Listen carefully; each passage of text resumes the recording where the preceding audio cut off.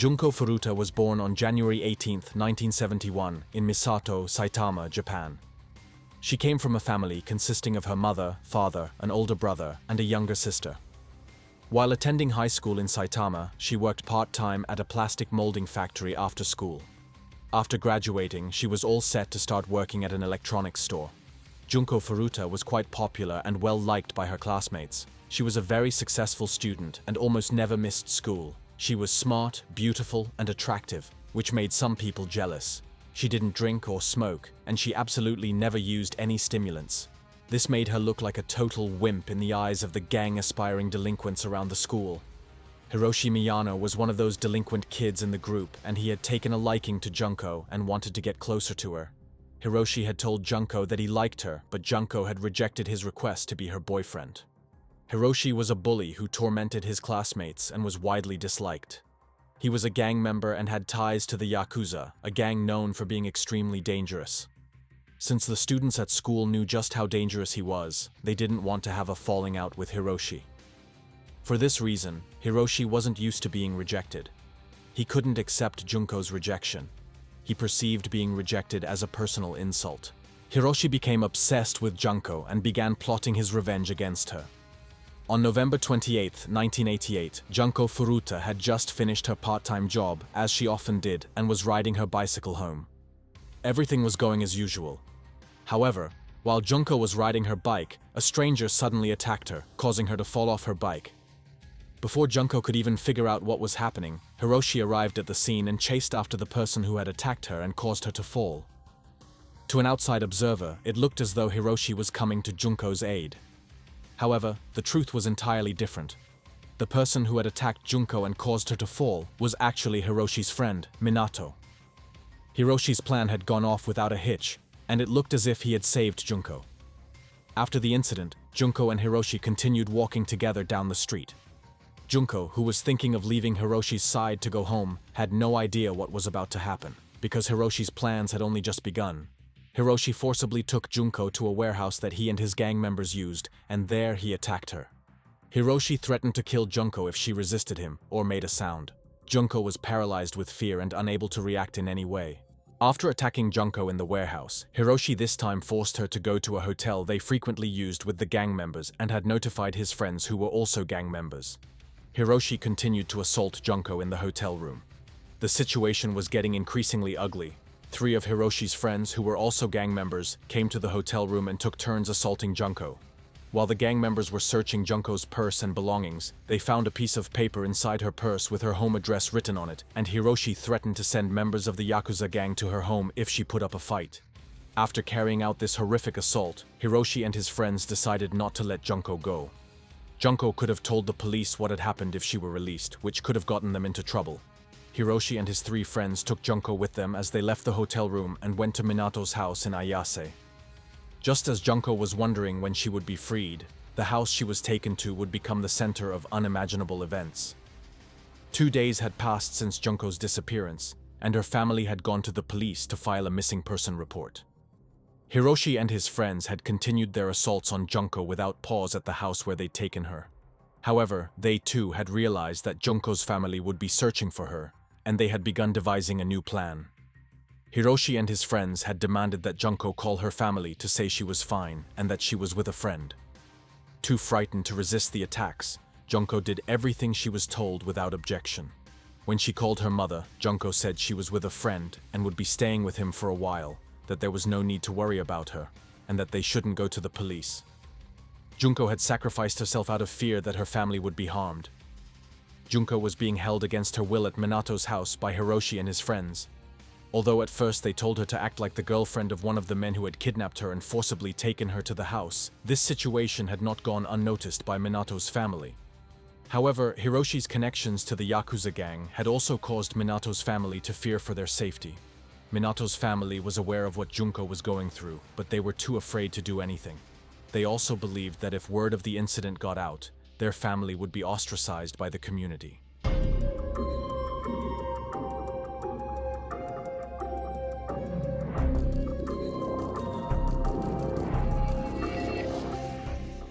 As the days went by, the incidents Junko was experiencing became increasingly unimaginable.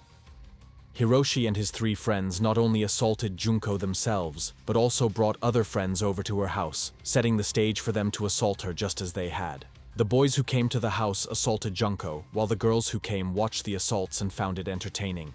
One of the friends Hiroshi and his group had invited over to see Junko told his brother what he knew about the incident, and the brother, in turn, reported what he had learned from his older brother to the local police. Following the report, a police team was dispatched to check on Minato's family, where Junko was being held against her will. The police who went to the house where Minato's family lived spoke with the family members known to live there about the matter, and Minato's family stated that there was no girl in their home as had been reported. The police, accepting the family's account as accurate, did not search the house and left. The attacks continued, and Junko was now on the verge of losing her health. Lighter fluid was poured on her legs and set alight, causing severe burns to her skin. She was struck on her hands and various parts of her body with dumbbells found in the house. Many of the bones in her body were broken or had sustained severe damage. The 4 perpetrators had turned Junko into a plaything for themselves and were subjecting her to whatever came to their minds. One day, while the attacks were still ongoing, 4 people who had consumed excessive amounts of alcohol remained motionless for a while. Seizing the opportunity, Junko crawled down from the bedroom on the upper floor of the house, where they had been holding her against her will, and used the phone in the house to call the police and try to ask for help. However, Hiroshi noticed what was happening, took the phone from Junko's hand, and hung up. He then called the police himself, claiming he had made the call by mistake. Junko's attempt only served to further enrage Hiroshi and his friends, and the unimaginable physical and psychological abuse escalated to a point where Junko could no longer endure it, ultimately causing her to lose her health. 20 days had passed since the events occurred, and Junko was no longer able to walk. She was given only enough food to barely keep her alive. As time went on, Junko's hopes of survival faded, and she began begging the people holding her captive to end her life. Due to the prolonged abuse and malnutrition, Junko's brain had suffered damage, and her internal organs had ceased to function. Her body could no longer digest even the water she drank. She was forced to vomit and was subjected to further violence. As a result of the abuse she endured, Junko had lost her beauty, and the physical violence against her continued to escalate. During the days she was held captive, Junko FURUTA was subjected to attacks by dozens of men and suffered perverse treatment. Sticks, needles, iron rods, broken bottles, scissors, skewers, and countless other unimaginable objects were used on Junko. New years had passed, and on January 4th, 1989, Junko begged them once again to end her life, and the 4 men holding her captive offered to play a game with her. Exactly 40 days had passed since the events began, and Junko's body could no longer endure what she had been through. She collapsed to the ground. Hiroshi and his friends thought Junko had fainted, as she had in previous incidents, but she had actually died from the violence she had endured. Believing Junko had fainted, Hiroshi and his friends left the house for a while but returned after Minato's brother called them. Minato's brother told them that Junko had died. Fearing arrest, Hiroshi and his friends decided to dispose of Junko's body. They wrapped her body in a rug, threw it into a barrel together, poured concrete over it, and after the concrete in the barrel had hardened, they dumped the barrel in an empty lot.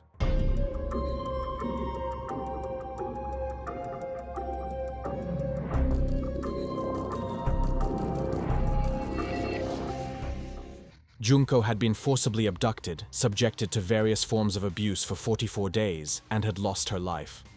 Although dozens, even hundreds of people were aware of what had happened, no one tried to help Junko, and none of them chose to attack her, just as Hiroshi and his friends had done. Junko had lost her life at the age of 17, and her family was unaware of what had happened. The truth, which had remained hidden for days, came to light in a very different way. Hiroshi had been taken into custody by the police and was being questioned about an assault on a 19-year-old girl. The interrogation was actually about a completely different girl, but Hiroshi, failing to realize this, thought he had been taken into custody in connection with Junko. This was because the 2 incidents described were very similar. However, there was no way for him to know this. Hiroshi thought one of his friends had turned him in. In that case, the police must have known everything. Believing he had been caught, Hiroshi, fearing punishment, recounted all the details of the incident and finally revealed the location of the barrel. Based on Hiroshi's account, the police checked the specified location and were met with a shocking sight. Junko's hair was visible from the outside through the concrete-filled sections of the barrel in which she had lost her life. The barrel was cut open, the concrete broken, and Junko's lifeless body was recovered. Junko's family was notified, and her body was sent to a laboratory for examination. During the autopsy, since Junko's body was unrecognizable, DNA testing was conducted using her blood and bones. The marks on her body indicated the severity of the assaults she had endured. Traces of foreign substances were detected in many parts of her body, a significant portion of which were found in her vaginal area. A surprising detail, however, was the discovery that Junko had been pregnant before she died. Junko had endured attacks by dozens of men multiple times every day and had become pregnant as a result. Based on the information provided by Hiroshi, he and his friends were arrested, since the perpetrators, who had been assaulting 17-year-old Junko for 44 days, were legally considered minors. The government decided not to disclose their names. However, several journalists learned their names and brought the story to light. Miyano Hiroshi, Minato Nobuharu, Jo Kamisaku, and Watanabe Yasushi were brought to trial for the attacks they committed and for taking Junko FURUTA's life. However, they showed no signs of remorse in court and did not express any regret. The incident sparked a major public outcry in the country, and there were calls for the trial to be conducted with due consideration for the fact that the events violated human rights. In response to the public outcry, the 4 attackers were tried as adults, but the sentences they received were far too lenient given the severity of their crimes. Hiroshi and his friends were charged with causing injuries that resulted in death, rather than with taking a life. Hiroshi received a 20-year sentence, Minato received a sentence ranging from 5 to 17 years, Watanabe Yasushi received 9 years, and Jo Kamisaku received 8 years. The public viewed these sentences as far too lenient, which sparked widespread outrage. Some claimed that the leniency of the sentences was linked to the Yakuza gang. An autopsy on Junko's body revealed DNA traces that led to the identification of hundreds of men, though their names were not disclosed. The 4 attackers were released after serving part of their sentences and went on with their lives as if nothing had happened. All of them changed their identities and names. However, they committed crimes again and were sent back to prison.